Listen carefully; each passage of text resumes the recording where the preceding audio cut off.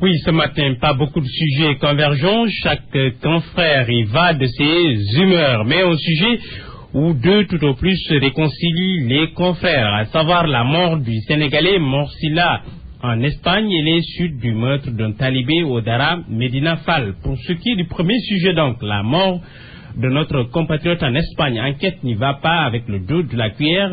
C'est été chaud à Salou, à ne pas confondre avec Sali de Mbour. Salou donc est une station touristique nichée au cœur de la Catalogne, dans le pays de Mariano Rajoy. L'Espagne, là-bas, relève le journal. Morsila a perdu la vie.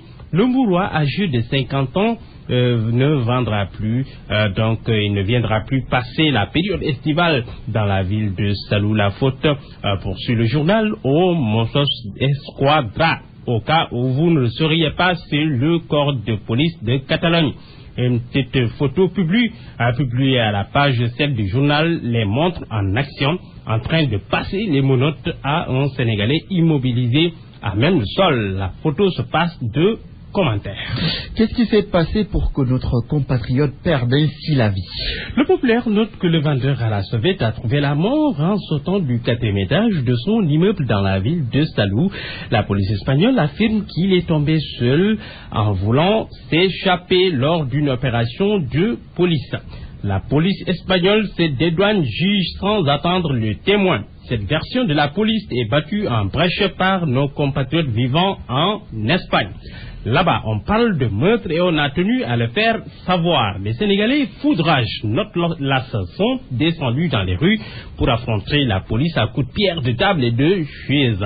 12 personnes ont été interpellées au cours de ces affrontements. Le consul du Sénégal à Madrid, dépêché sur place, a eu la peur de sa vie. Il a été houspillé par les manifestants qui l'accusent d'avoir pactisé avec le diable, avec les autorités espagnoles. Et justement, à ce sujet, Walfadri ne mâche pas les mots, l'État laisse tuer sans réagir. Selon le journal, le meurtre donc de Morsila, survenu en Espagne, est le dernier d'une série de maltraitances exercées sur les Sénégalais de l'extérieur.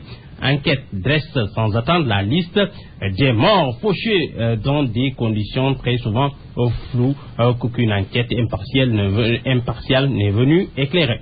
La faute à qui? Eh bien, la faute, selon Walfadri, à l'absence de réaction forte de l'État face à des pays peu respectueux des droits humains, semble encourager de tels écarts de comportement. Mais l'État, en tout cas, dans cette affaire, bande les muscles.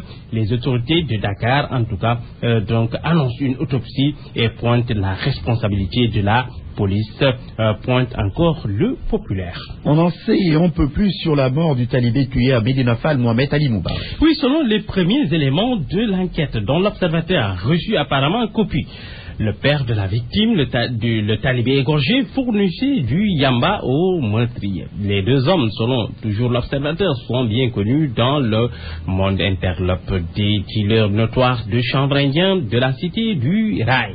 Du coup, le confrère se demande si Moustapha Ngom, le bourreau du talibé du Daroukhan, n'avait pas de compte à rendre au meurtrier. En tout cas, pour tirer cette affaire au clair, ce meurtre crapuleux donc, le procureur de la République crée le tribunal de grande instance de Thiès a mis en branle tous les commissariats de la police de la ville.